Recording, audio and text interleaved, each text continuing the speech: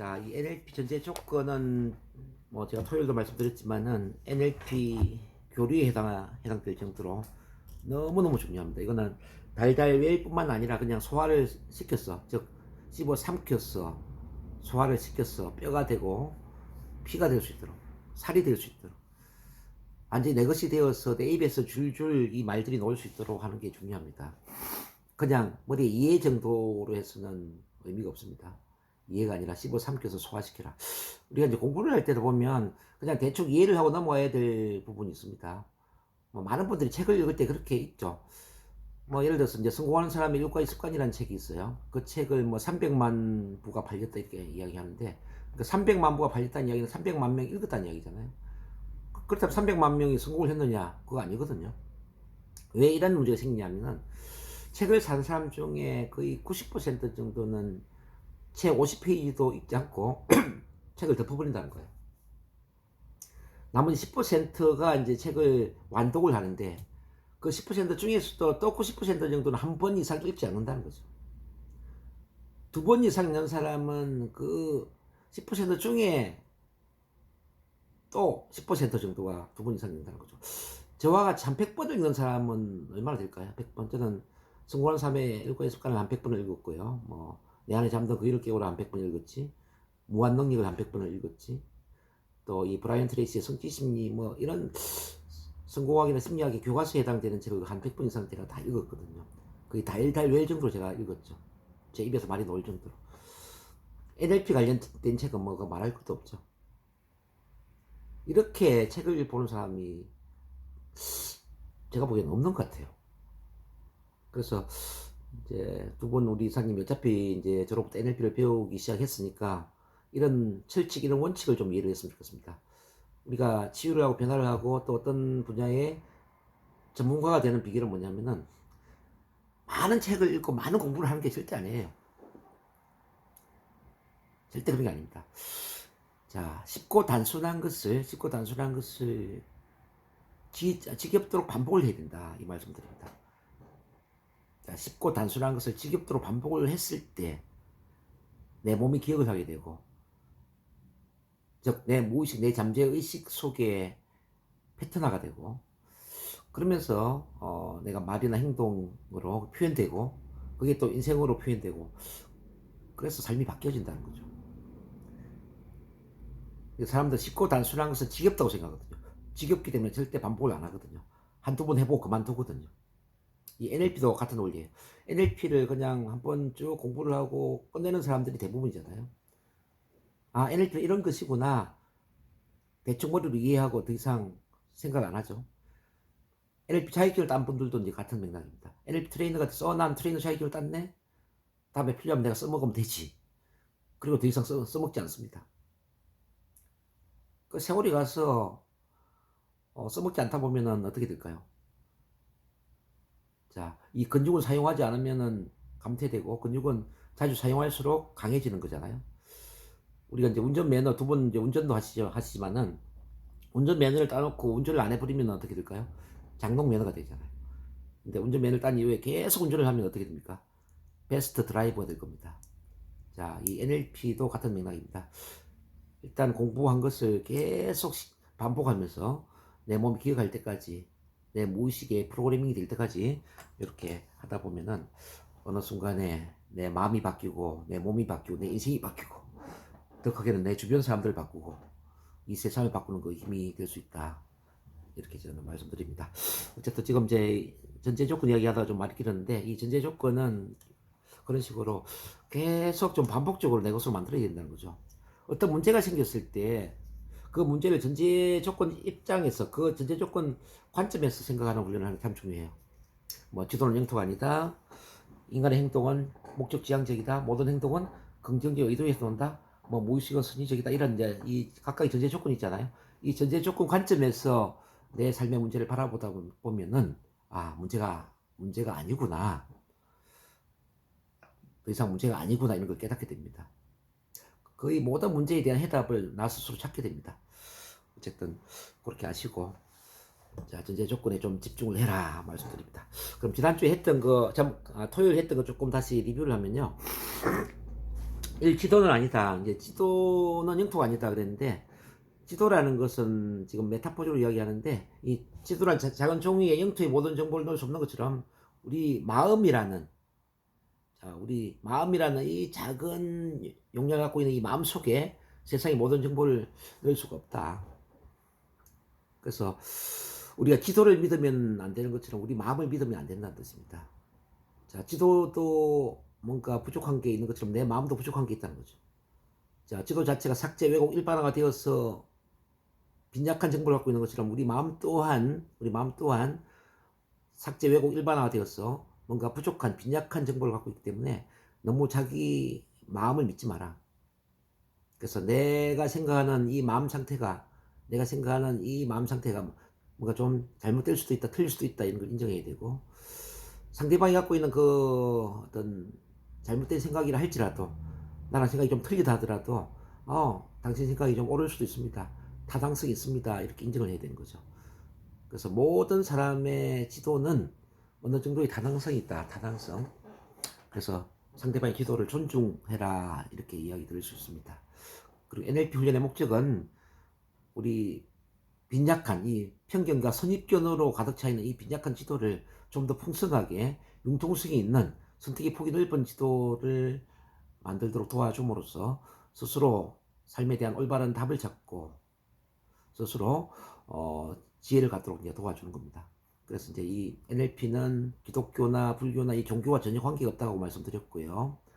자, 어떤 사람이 배우더라도 이 NLP는 다 도움이 될 수가 있고 스스로 옳은 답을 찾아갈 수 있는 그 마음의 힘을 키울 수가 있다라고 말씀드립니다. 그다음 두 번째, 이제 인간의 행동은 목적 지향적이다. 이제 이것도 이렇게 설명했죠. 모든 사람은 어떤 목적을 지향하는데 그 목적은 두 가지 방향이 있다고 했습니다. 하나는 고통을 피하는 회피적인 목적이 있고, 또 하나는 즐거움을 지향하는 지향적인 목적이 있다. 고통을 피하기 위한 것을 우리는 회피적 동기라고 이야기한다면, 어떤 즐거움을 지향하는 그 목적을 지향적 동기다. 자, 우리는 이 고통과 즐거움의 신경회로에 반응을 해서 행동을 하게 되는데요. 근데 대부분 사람들이 행동을 하지 않는 이유는 고통도 그저 그런 고통이고 즐거움도 그저 그런 즐거움이기 때문에 행동을 안 한다는 거죠. 근데 도저히 참을 수 없을 정도로 너무너무 끔찍한 고통을 느끼고 정말 이룬다면 너무너무 대단한 어마어마한 그 즐거움을 느낄 수 있다면 우리는 행동을 할 것이다. 그래서 우리가 상담하는 그 내담자가 아직은 준비가 되어 있지 않다면, 아직은 치료를 받거나 변화를 할 준비가 되어 있지 않다면 우리가 동기부여를 해야 됩니다. 동기부여를 한다는 이야기는 지금 변화하지 않으면 얼마나 고통스러운가, 지금 변화를 한다면 얼마나 좋은 일이 있어서 큰 즐거움을 얻게 되는가, 이런 동기부여를 해야 됩니다. 만약에 이제 다이어트를 원하는데 아직은 뭐 내가 운동할 생각도 없고 아직은 뭐 탄수화물을 줄일 생각도 없는 내담자가 있어요. 그럼 다이어트를 하지 않을 때에 계속 살이 찌게 될 때에 어떤 인생의 문제가 생기는가에 대한 고통스러운 그런 회피적 동기를 부여시켜야 되겠죠. 예를 들어서 뭐 대사증후군이라든지 당뇨라든지 고혈압이라든지 더 크게는 어떤 심장병, 힙심증, 뭐 뇌졸중으로 죽을 수 있는 그런 위험성을 이야기하면은 심하게 고통을 느끼겠죠. 그리고 이제 그 살을 빼서 다이어트를 했을 때에 이분이 얼마나 날씬한 몸매가 되고, 날씬한 몸매뿐만 아니라 건강한 삶을 살면서 또 가족들한테 더 크게는 이 세상을 위해서 얼마나 정말 건강하고 행복한 삶을 살 수 있는지에 대한 미래의 비전을 제시한다면 이분은 어마어마한 즐거움을 느끼게 될 겁니다. 이렇게 이제 그 고통과 즐거움을 지렛대로 활용해서, 자, 고통을 참을 수 없는 고통, 즐거움은 정말 지금 당장 이루고자 하는 어마어마한 그 즐거움을 느낄 수 있도록 우리가 동기부여를 시킨다면 그분 행동을 하겠죠. 자, 이런 동기부여를 하는 게 참 중요합니다. 우리 이상형 이사님 같은 경우는 이제 시니어 힐링 강의를 하기 때문에 움직이지 않는 그런 어르신들이 있지 않습니까? 율동도 따라 하지 않고 그냥 가만히 있으려 하는 그런 어르신들이 움직일 수 있도록 하려면 어떻게 해야 될까요? 움직이지 않을 때에 우리 몸이 얼마나 힘들어지고, 더 크게는 우리 두뇌의 어떤 치매 증상이라든지 치매에 걸려가지고 나중에 자기 아들 딸도 알아보지 못하고 가족들한테 피해를 주면서 죽을 때까지 이렇게 자기뿐만 아니라 가족 전체가 고통받는 그런 어떤 미래의 힘든 부분들을 이야기한다면은 아마 고통을 느낄 거예요. 그리고 지금 계속 율동을 따라하고 움직이게 된다면은 우리가 얼마나 또 건강해지고 또 뇌 자체가 얼마나 젊은 또 뇌를 유지를 하면서 나이는 80대, 90대지만은 40대, 50대의 젊음을 유지하면서 정말 멋진 노후를 보낼 수 있는 그 미래의 즐거움을 느낄 수 있도록 동기부여를 시켰을 때 아마 어르신들은 더 이상 이제 안 움직이는 게 아니라 이제는 한번 움직여서 그래 맞아 나도 율동을 좀 따라하고 정말 이 시간을 최선을 다해서 내가 한번 강의에 집중을 해야 되겠구나 뭐 그럴 수 있겠죠. 자 이렇게 동기부여를 시키는 능력은 뭐 우리가 상담을 할 때도 아주 중요하고요 강의를 할 때도 아주 중요합니다. 아주. 자 우리가 그리고 이제 상담이나 강의를 마치고 마무리할 때 또 이렇게 이제 동기부여를 시키는 것도 참 중요합니다. 자 오늘 강의를 마치면서 오늘 제가 강의 시간에 강조했던 이런 부분들은 제 강의가 끝나더라도 집으로 돌아가셔서 꼭 실천해 주시기 바랍니다. 이렇게 실천한다면은 여러분들한테 이런 좋은 일이 생길 수가 있어요. 이렇게 비전을 제시하는 거예요. 우리가 상담을 할 때 마찬가지로 오늘 저랑 상담하면서 제가 이렇게 강조하는 부분이 있었습니다. 자, 이 부분을 실천한다면은 아마 삶이 굉장히 긍정적으로 바뀔 수 있을 겁니다. 또는 뭐 가족 간의 어떤 소통이나 또는 직장 생활의 소통이 참 좋아질 겁니다. 뭐 이렇게 이제 좋은 부분들을 계속 이제 강조하면서 어떤 즐거움, 고통과 즐거움의 신경회로를 자극을 해야 된다는 거죠. 어쨌든 사람은 이렇게 고통, 즐거움에 의해서 행동을 하게 된다는 걸 말씀드렸고요. 세 번째, 모든 행동은 긍정적 의도에서 논다. 아무리 사악한 행동이고 개팍한 행동이고 우리가 납득하지 못하는 그런 이상한 행동이라 할지라도 그 행동 이면에는 긍정적 의도가 있다라고 말씀드렸습니다. 담배를 피는 것도 담배 자체는 나쁜 거지만은 담배를 피므로써 스트레스를 해소하고 마음이 편안해진다 이런 거는 긍정적 의도겠죠. 뭐 그리고 제가 그저께 말씀드렸지만은 특히 어린 시절에 뭐 사고를 쳤다, 뭐 지각을 했다 이런 것도 이제 같은 맥락인데요. 지각을 한 건 잘못이지만은 뭐 홍수가 나서 다리에 물이 넘쳐서 물이 빠지기 기다리면서 지각을 한 거 이런 건 참 긍정적 의도다는 거죠. 그리고 이제 부모님 심부름을 하다가 늦게 온 거 이것도 참 긍정적 의도죠. 도둑질을 한 것은 잘못됐지만은 어머니 병원비를 마련하기 위해서 도둑질을 한 것은 긍정적 의도죠. 접시를 깨트린 것도 제가 이야기했죠. 접시를 3개를 깨트린 그 큰아들에 대한 부분. 접시를 깨트린 것은 잘못됐지만은 그 엄마를 대신해서 설거지를 도와주려고 했던 그 큰아들의 예쁜 마음은 긍정적 의도였다는 거죠. 이렇게 이제 행동 이면에는 긍정적 의도를 다 가지고 있습니다. 그래서 행동 자체만 가지고 당신은 잘못된 인간이에요, 잘못되었어요 이게 평가하는 게 아니라 그 행동 안에 어떤 긍정적 의도가 있는지를 존중해 주면서 그러면서 행동을 바꾸려고 한다면은 행동을 교정하는 게 아주 쉬워질 수가 있다는 뜻입니다. 자, 거기까지 제가 리뷰를 했고요. 그 다음에 4번입니다. 오늘 이제 4번부터 쭉 잘 보셔야 됩니다. 무의식은 선의적이다. 이 NLP 전제 조건 중에 제가 가장 큰 감동을 받고 가장 큰 도움을 받았다면 4번이 아닌가 하는 생각이 듭니다. 자, 무의식은 선의적이다. 이게 저한테 엄청난 도움을 준 것 같아요. 자, 무의식을 우리가 이제 돌쇠라고 한다면은 무의식이 돌쇠라면은 나는 마님에 해당됩니다. 마님과 돌쇠의 관계를 한번 생각해 보자고요. 그럼 돌쇠는 마님을 무조건적으로 도와드리려고 하죠. 비록 마님이 잘못된 명령을 내렸다 하더라도 마님을 도우려고 할 겁니다. 예, 돌쇠의 역할을 잘 이해를 해보기 위해서는 우리 옛날에 김동인의 벙어리 삼룡이라는 소설이 있었습니다. 혹시 벙어리 삼룡이 책 읽어보셨나요? 우리 오경 주사님? 저기 드라마 봤어요. 아, 드라마 봤습니까? 어쨌든 벙어리 삼룡이의 마지막 장면에 보면은 그 벙어리 삼룡이가 숨기던 그 마님이 잠자고 있는 그 집에 불이 났어요. 마님은 항상 문고리를 끌어 잠그고 잠을 자는데 불이 나다 보니까 이제 이 벙어리 삼룡이가 마님을 깨우기 위해서 말을 못하니까 지팡이를 가지고 마루를 막 두드립니다. 마루를 아주 세게 두드립니다. 근데 마님은 왜 두드린지를 이해를 못하죠. 그래서 이렇게 얘기하죠. 이놈아 왜 자지 않고 마루를 두드리느냐. 빨리 가서 자거라 이렇게 이야기합니다. 자, 마님이 지금 벙어리 삼룡이가 마루를 두드리는 그 신호를 받아들이지 못해요. 불이 났다는 걸 몰랐어요. 그래서 너는 자거라. 왜 자지 않고 이렇게 두드리느냐. 그럼 벙어리 삼룡이는 어떻게 행동을 해야 될까요? 두드리는 거 그만두고 자야 될까요? 아니면 계속 두드려야 될까요? 계속 두드려. 자, 우리 무의식도 마찬가지입니다. 우리 무의식도 마님이 알아듣지 못하면은 지팡이를 가지고 말을 두드리는 벙어리 삼룡이처럼 우리 무의식도 주인이 신호를 알아듣지 못하면 계속 두드린다 이 말이에요. 계속 두드린다. 마치 이런 거죠. 몸살이 났는데 몸살은 어떤 신호를 보내느냐면은 몸살은 지금 과로하고 있으니까 한 3일 정도는 전혀 일을 하지 말고 집에서 푹 쉬세요. 푹 쉬세요. 또는 병원에 입원해서 링겔을 맞거나 자 입원을 해서 푹 쉬세요. 이 신호를 보내는데 근데 이 주인이 말귀를 못 알아듣는 거죠. 몸살이 났는데도 불구하고 계속 밖에 나가서 일을 하고 과로를 하는 거예요. 그러면 몸살은 심해질까요? 몸살이 약해질까요? 어느 쪽이죠? 심해지죠. 심해지죠. 왜? 주인이 말귀를 못 알아들으니까. 자, 무슨 이야기냐면 이런 거예요. 우리의 무의식은 증상을 통해서 우리를 돕고자 한다. 증상을 통해서 어떤 신호를 보내면서 돕고자 한다. 자, 우리가 그 신호를 알아차리고 신호에 맞게 행동한다면은 증상은 없어지는 거예요.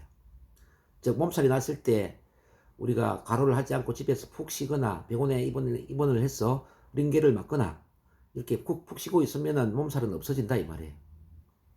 근데 그 신호를 무시하고 계속 과로를 하거나 계속 일을 해. 그러면 몸살은 심해질 수밖에 없다는 뜻입니다. 자, 무의식은 벙어리 삼룡이처럼 말을 못하기 때문에 이와 같이 증상을 통해서 우리한테 신호를 보내면서 우리를 돕고자 한다. 이렇게 이해를 해야 됩니다. 마치 전기의 퓨즈와 같아요. 퓨즈. 자, 우리가 전기 퓨즈를 왜 만들었습니까? 퓨즈가 내려갔다면은 퓨즈는 어떤 신호를 보낼까요? 자, 퓨즈는 이런 신호를 보냅니다. 지금 전기 과부하가 있어요. 전기 누전이 있어요. 누전. 전기 손을 봐야 됩니다. 전기 사용량을 줄여야 됩니다. 그렇지 않으면 화재가 날 수가 있어요. 이런 신호를 보내고 있단 말이에요. 근데 분명히 퓨즈가 내려가는데도 불구하고 전기 사용량을 줄이거나 누전이나 전기 과부하를 점검하지 않고 계속 전기 퓨즈만 올리려고 해요. 퓨즈를 어떻게 하면 올리지? 이렇게 신경 쓴다면은 어떤 일이 일어날까요?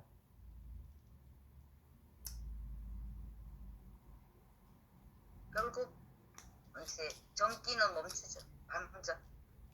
네, 우리 이상영 이사님이 좀 대답을 했으면 좋겠는데 음소거를 해서 전혀 소통을 안 하시네요. 자, 어떻게 될까요? 전기 퓨즈만 계속 올리면 어떤 일이 일어날까요, 이상영 이사님? 불이 나요. 네, 불이 나죠. 그렇죠. 그렇게 중간중간에 대답을 해주세요. 자, 전기 퓨즈 내려간데 전기 사용량을 줄이지도 않고 과부하에 대한 점검을 하지 않다면은 불이 납니다. 불이. 자, 우리 신체의 증상도 마찬가지입니다. 몸살이 났는데 또는 뭐 목에 감기 증상이 있는데 그 신호에 맞게 우리가 휴식을 하거나 자 어떤 뭐 약을 먹거나 이렇게 신호에 맞게 행동을 안 해요. 그러면은 몸살도 심해지고 감기도 심해진다는 이야기죠. 특히 남자들 같은 경우에 특히나 이제 머리가 빠져. 저는 이제 지금 머리가 빠지다가 이제 머리가 다시 나는데요. 머리가 빠진다라는 건 어떤 신호일까요? 탈모. 탈모라는 것은 스트레스를 심하게 받고 있다. 뭐 이런 거죠. 스트레스. 그럼 스트레스 관리를 해야만 탈모 현상이 없어지겠죠? 근데 스트레스 관리를 안 해요. 그럼 탈모가 더 심해질 거예요.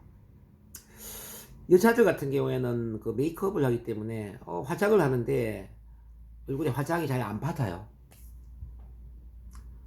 좋은 화장품을 써도 화장이 잘 안 받아. 이 화장이 잘 안 받는다는 건 뭘까요? 자, 지금 피부 화장을 잘 받아들이지 못해요. 그것 또한 지금 스트레스를 심하게 받고 있거든요. 피부하고 소화기관하고 스트레스는 한 묶음이다 이 말이죠. 스트레스를 받게 되면 일단 소화가 잘 안 되고요. 그래서 설사를 하거나 어쨌든 이 소화기관에 문제가 생깁니다. 그러면서 피부가 문제가 되죠. 그래서 화장이 잘 안 먹는다는 이야기는 스트레스를 받고 있다 뭐 이런 거죠. 이와 같이 이제 우리 신체의 모든 정상들은 어떤 신호를 보내고 있습니다. 우리 마음 또한 신호를 보내고 있거든요. 마음. 우리는 하루에도 5만 가지 감정을 느낀다라고 이야기를 합니다. 5만 가지 감정이니까 얼마나 큰 감정입니까? 좋은 감정도 있지만은 정말 부정적인 감정도 많이 느끼거든요. 뭐 우울한 기분도 느끼고, 불안감도 느끼고, 중압감도 느끼고, 외로움도 느끼고, 답답함도 느끼고, 그렇지 않나요? 하루 내내 좋은 감정을 느끼면 얼마나 좋겠습니까? 근데 이렇게 이제 나도 모르게 부정적인 감정들이 막 찾아온단 말이에요. 그래서 이제 이 감정은 마치 여인숙에 찾아오는 손님과 같아, 손님.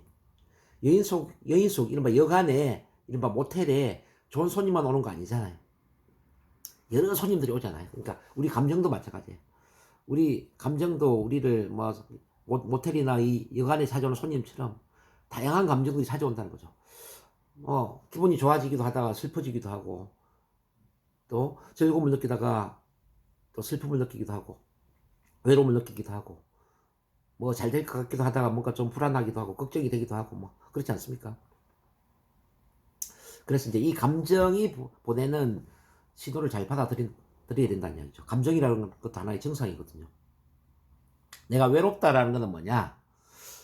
자, 내가 누군가한테 전화를 걸거나 또는 카톡에 글을 쓰거나 이렇게 소통을 해야 된다라는 걸 의미합니다. 자, 내가 뭔가 불안하다는 것은 뭐냐? 불안이라는 것은 당신의 미래를 위해서 뭔가 준비를 해야 된다는 거죠. 미래를 위해서 어떤 준비를 할 필요가 있다는 거죠. 준비가 안 돼 있기 때문에 불안한 거예요. 자, 중압감을 느낀다는 건 뭐냐? 어깨를 내리누는 것처럼 막 어떤 중압감이 커요. 자, 중압감을 느낀다는 건 한꺼번에 모든 일을 처리하지 말고 우선순위를 정해서 가장 중요한 것부터 일을 처리하세요. 뭐 이런 겁니다. 자, 화가 난다는 건 뭐냐? 분노, 화를 우리는 많이 느끼죠. 내 원칙이 너무 강하니까 원칙을 점검해라 이렇게 할 수도 이런 시도일 수도 있고요. 상대방이 내 원칙을 몰라서 내 원칙을 어겼으니까 상대방한테 내가 중요하게 생각하는 원칙을 다시 한번 잘 일깨워 줘야 한다. 화가 나는 이유는 그 원칙을 무시하기 때문에 일어나는 거죠. 이렇게 이제 신호들이 있어요. 나는 화가 나는데 내 원칙을 점검하지 않거나 내 원칙을 상대방한테 제대로 설명을 하지 않거나 이러면은 계속 화가 나겠죠. 상대방이 내 원칙을 알아야만 내 원칙을 존중하지 않겠습니까? 근데 상대방이 내 원칙을 모르면 계속 내 원칙을 침해하거나 어기게 될 거예요. 그러면은 화가 나는 상황이 더 많이 발생하겠죠. 나는 약속 지키는 걸 굉장히 중요하게 생각하는데, 난 약속을 정말 목숨처럼 소중하게 생각하는데, 상대방은 그 약속 지키는 걸 중요하게 생각하지 않아요. 계속 약속을 어기게 된다면 나는 어떻게 될까요? 나는 화가 나겠죠. 그럼 상대방이 한두 번 정도 약속을 어길 때는 참아주다가 세 번째는 화가 날 거다 이 말이에요. 그러면 화만 내지 말고, 자, 나는 약속을 굉장히 중요하게 생각을 해요. 앞으로 약속을 지켜줬으면 좋겠어요. 이렇게 약속의 중요성을 상대방한테 일깨워 주면 상대방이 아마 그다음부터는 약속을 잘 지키게 될 거예요. 자, 이렇게 이제 원칙을 잘 일깨워 주어야 된다. 이렇게 이제 분노가 보내는 어떤 신호일 수가 있다. 자, 그런 것처럼 이제 어떤 감정도 어떤 신호를 보냅니다. 그래서 감정이 보내는 신호를 잘 받아들이면 화가 날 이유도 없고 기분이 나쁠 이유도 없어요. 그 다음에 이제 인생도 어떤 정상이나 문제를 가지고 신호를 보내거든요. 자, 실패에 대해서는 조금 이따 다시 다루겠지만은 내가 하는 일이 잘 안 돼요. 자, 실패를 했어. 이 실패라는 건 뭐냐면 지금 하고 있는 일이, 지금 하고 있는 그 행동이 제대로 되지 않는 방식이니까 행동의 방식을 다시 점검하세요. 다른 행동이 다른 결과를 만듭니다. 다르게 행동하세요. 이런 신호를 보내는 거예요. 그래서 실패는 없고 단지 피드백이 있을 뿐이다. 그런 이야기를 조금 이따 제가 다시 하게 될 겁니다. 실패도 그렇죠. 시련 고난이 일어나서 시련 고난은 어떤 신호를 보낼까요? 자, 시련과 고난. 시련과 고난은 나를 고통스럽게 만들기 위해서 주어진 게 아니라, 자, 당신은 시련 고난을 통해서 좀 더 강해질 수 있습니다. 자, 지금 당신 자신을 더 단단하게, 더 강하게 단련시키는 계기를 만드세요. 뭐 이런 거죠. 자, 인생에 겨울이 있는 것처럼 우리 이제 겨울이라는 건 뭐냐면 굉장히 춥잖아요. 뭐 겨울에 씨앗을 뿌리면은 씨앗이 싹을 틔울 수가 절대 없을 겁니다. 자, 겨울에 이렇게 추위가 심하고 싹이 트지 않는 것처럼 우리 인생에도 겨울 같은 그런 혹독한 추위가 있을 수가 있습니다. 자, 하는 일마다 안 되고 계속 모든 것들이 숲으로 돌아가는 이런 일이 있습니다. 이제 겨울이 보내는 신호를 한번 보자고요. 겨울에는 씨앗을 뿌리면 안 됩니다. 이런 거잖아요. 겨울은 다가올 봄을 위해서 씨앗을 비축을 해야 되고, 자, 그 봄을 위해서 뭔가를 준비를 해야 되고, 뭐 이런 거잖아요. 근데 준비는 하지 않고 겨울에 계속 씨앗을 뿌려. 계속 뭔가를 투자를 하고 뭔가를 막 시도를 해. 그러면 겨울에는 싹이 절대 틀 수가 없거든요. 겨울은 기다림의 어떤 미덕, 끈기, 인내를 배워야 되는데, 기다리지 못하고 계속 일을 벌린다면은 어떻게 될까요? 그 씨앗은 다 얼어서 죽어버릴 겁니다. 우리 인생의 겨울도 마찬가지입니다. 뭔가 시도해도 잘 안 되는 그 시기에는 그냥 가만히 있는 게 좋아요. 가만히. 아무 일도 안 하고 가만히 있는 게 절대 나쁜 거 아니에요. 겨울에는 가만히 있어라. 가만히 쉬면서 다가올 봄을 기다려라 이 말이에요. 또 이제 인생의 봄이 되면은 우리는 씨앗을 뿌려야 되고요. 인생의 여름이 오면은 그 싹튼 씨앗이 잘 자라도록 잘 가꿔야 되고, 인생의 가을이 오면은 그것도 수확물을 잘 거둬야 되고, 뭐 이런 신호들이 있지 않겠습니까? 이해되시나요? 이게 다 신호라는 거죠, 신호. 그래서 이제 우리 무의식은 이렇게 뭐 신체에도 신호를 보내고, 우리 마음에도 신호를 보내고, 우리 인생에도 이렇게 신호를 보내고 있는데, 무의식은 말을 못하기 때문에 어떤 정상이나 문제, 어떤 실현 고난과 같은 이런 걸 가지고 우리한테 신호를 보낸다는 거죠. 그래서 이제 그 신호를 잘 받아들이면 우리 삶은 정말 마술처럼 발전이 될 겁니다. 자, 여기 이해가 되시나요? 네. 예, 좋습니다. 그럼 5번에 봅니다. 이해하기를 원한다면 실행하라. 자, 대부분 사람들, 나는 긍정적 마음을 갖고 싶은데, 절대 긍정적 마음이 되고 싶은데 왜 안 돼요? 자, 마음을 바꾸는 거는 쉽지가 않아요. 근데, 긍정적인 말을 하거나 긍정적인 행동을 하면은 긍정적 마음을 갖는 게 쉬워요. 자, 말을 하거나 행동을 하면, 즉, 실행을 하면은 마음은 그냥 바뀌어진다, 이 말이에요. 나도 성공적인 마인드를 갖고 싶은데 왜 이게 힘들까요? 자, 성공한 사람처럼 행동하잖아요? 성공한 사람처럼 행동해버리면은 성공적인 마인드를 갖는 게 쉽다, 이 말이에요. 마음이 부자가 되면은 부자가 된다고 하는데 왜 저는 마음이 이렇게 빈곤할까요? 마치 부자인 것처럼 행동을 해버리잖아요? 마치 이 세상에 모든 걸 가진 것처럼 행동을 해버리잖아요? 부자인 것처럼 행동하면은 부자의 마음을 갖는 게 쉽단 말이에요. 그래서 뭐뭐인 것처럼 행동해라. 절대 긍정적인 사람인 것처럼 행동해라. 그러면은 긍정적인 사람이 될 것이다. 이 세상 모든 사람을 사랑하는 것처럼 행동해라. 그러면 사랑의 마인드를 갖게 될 것이다. 이 세상 모든 걸 가진 것처럼 행동해라. 그러면 부자의 마음을 갖게 될 것이다. 이런 거죠. 그래서 실행을 해야 돼, 실행. 예, 백문불여 일견 그랬죠. 100번 듣는 것보다 한 번 보는 게 더 낫다는 이야기고요. 백견불여 일행. 100번 듣는 것보다는 한 번 행하는 게 더 낫다. 자, 우리 NLP를 훈련하는 것도 같은 맥락인데요. 제 강의를 100번 듣는 것보다 우리 두 분 이사님이 누구한테 한 번 NLP를 가르쳐 버리는 거예요. 누군가한테 강의를 해버리는 강의. 가르치는 행동을 해버리는 거예요. 그럼 NLP를 이해하는 게 훨씬 쉬워요. 참고로 저는 NLP 프랙티셔너, 이 지금 가르치는 이 교재 있잖아요. 요걸 지금 100번 이상 가르쳤거든요. 100번. 제가 100번 이상 가르쳤으니까 어떤 수준이 되었을까요? 처음 가르칠 때는 저도 NLP를 잘 이해를 못했을 겁니다. 2번, 3번, 10번, 20번, 50번, 80번, 100번, 이 100번을 이상 가르치다 보니까 완전히 이거는 제 몸속에 들어가 버리더라고요. 그냥 체화가 된 거죠. 그래서 teaching is learning, 가르치는 것이 가장 잘 배우는 것이다. 뭔가를 알고 싶으면 그냥 가르쳐 버리면 되는 겁니다. 특히 이제 우리 이상영 이사님은 지금 시니어 힐링 강의를 하고 있기 때문에 오늘 저한테 강의 듣는 걸 오늘 어르신들한테 강의를 하면서 100%가 아니더라도 그중 일부분을 강의를 한다면 어떨까 하는 생각이 들어요. 좀 마음에 들어오는 몇 가지를 어르신들한테 가르치는 거죠. 아, 이렇게 해야 된다고. 우리 마음은 이런 것이라고. 자, 우리 마음은 지도는 영토가 아니다 하는 것처럼 자, 지도와 같아요. 이 지도가 풍성해져야만 자, 올바른 정보를 담는 것처럼 우리 어르신들도 마음을 확장해야 돼요. 나이가 들수록 더 많은 걸 배워야 됩니다. 뭐 예를 들어서 뭐든지 이거는 활용해서 가르칠 수 있거든요. 이렇게 실행을 해야 된다. 실행을 하는 순간 이해하게 되는 겁니다. 자, 그 말씀 드리고요. 자, 6번이 아주 중요한 겁니다. 6번은 제가 지도는 영토가 아니다라는 말에서도 강조를 했지만은 선택이라는 단어, 이걸 꼭 기억하셔야 돼요. 선택할 수 있다라는 것은 그렇지 못한 것보다 바람직하다. 정말 중요합니다. 이거는 진짜 정말 중요한 이야기입니다.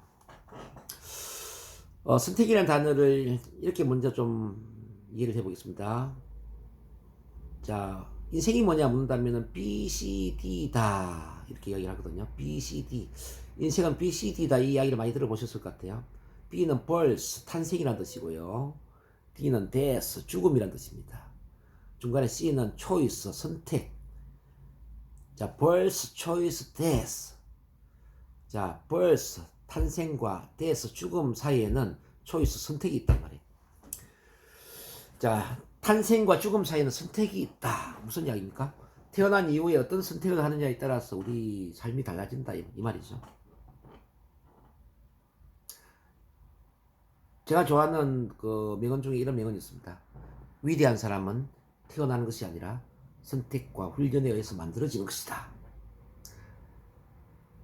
제가 20대에 학원 원장이 되어서 보습학원을 운영을 하면서 많게는 뭐 월 한 3천만 원, 4천만 원도 벌어봤는데요. 그렇게 잘 나가던 학원을 그만둔 이유가 바로 이 문구 때문에 제가 그만두게 되었어요. 20대에 너무 많은 돈을 벌다 보니까 사실 너무 자만심이 생긴 것도 있고 돈에 대해서 회의감을 느낀 것도 있어요. 내가 돈 벌기 위해서 이 세상에 태어났나 이런 생각이 들더라고요. 하루에도 한 300만 원, 400만 원 돈을 셌는데 돈 세는 게 귀찮더라고요. 지금처럼 뭐 통장에 돈을 넣어주는 게 아니라 그때는 학생들이 돈을 계속 현금을 들고 왔거든요. 뭐 30만 원, 40만 원 학원비를 들고 오는데 이걸 다 모아가지고 돈을 계산을 해가지고 강사들한테 강의료를 주고 뭐 이렇게 하려는 게 너무 귀찮은 거예요. 그래서 어느 순간에 300만 원, 400만 원 돈을 원장실에 막 바닥에 확 집어 던져버리면서 내가 이 지랄을 하려고 내가 태어났나? 돈 실려고 태어났나? 이건 이제 지금은 우스갯소리인데 그때는 그랬어요. 그래서 돈 버는 게 귀찮더라고요. 그래서 어느 날 그 서점에 가서 책을 한 권 읽게 되었는데 그 책 제목이 정상에서 만납시다라는 책이었어요. 그 책을 좀 덜 쳐다보니까 초반부에 이런 글귀가 나온 거죠. 당신은 위대한 정치가가 태어났다는 이야기를 들어보셨나요? 당신은 위대한 의사가 태어났다는 이야기를 들어보셨나요? 나는 듣지 못했습니다. 그렇지만 어떤 위대한 정치가가 죽었다, 어떤 위대한 의사가 죽었다 이런 이야기는 들어봤습니다. 이야기를 하는 거예요. 그러면서 결론적으로 위대한 사람은 태어나는 것이 아니라 선택과 훈련에 의해서 만들어지는 것이다. 이때 이제 제가 망치로 머리를 한 대 얻어맞은 느낌이었어요. 위대한 사람이 처음부터 태어난 게 아니라 선택과 훈련에 의해서 만들어진다면 나 또한 위대한 사람이 될 수 있다는 이야기인가? 나 또한 위대한 인생을 살 수 있다는 이야기인가? 이런 생각이 드는 거예요.